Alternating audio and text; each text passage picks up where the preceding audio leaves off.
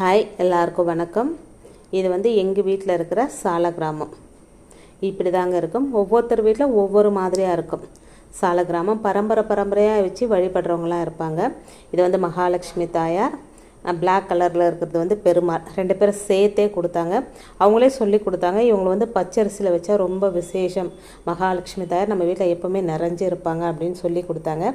நான் வாரத்துக்கு ஒரு தரம் இவங்களுக்கு துளசி தீர்த்தத்தால் அபிஷேகம் பண்ணுவேங்க. இப்போ அந்த பவுலில் ஃபுல்லாக பச்சரிசி நிரப்பிட்டு அந்த பச்சரிசிக்கு மேலே இவங்கள உட்கார வைப்பேன். சம்டைம்ஸ் என்னால் வாரத்துக்கு ஒரு தரம் கூட அபிஷேகம் பண்ண முடியாத சூழ்நிலை போனாலும் 15 நாளைக்கு ஒரு தரம் கூட பண்ணுவேங்க. அதனால் எந்த ஒரு தெய்வ குத்தமும் வராது. ஒரு சிலர் கேட்குறாங்க, தினமும் அபிஷேகம் பண்ணணுமா, தினமும் விளக்கேற்றணுமா அப்படின்னு.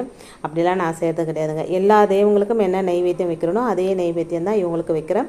இவங்களுக்கு வெள்ளிக்கிழமையில் சனிக்கிழமையில் துளசி கண்டிப்பாக ஒன்று வச்சுருவேங்க. ரொம்ப விசேஷங்க. வீடியோ பிடிச்சிருந்தா லைக் பண்ணுங்கள். எங்கள்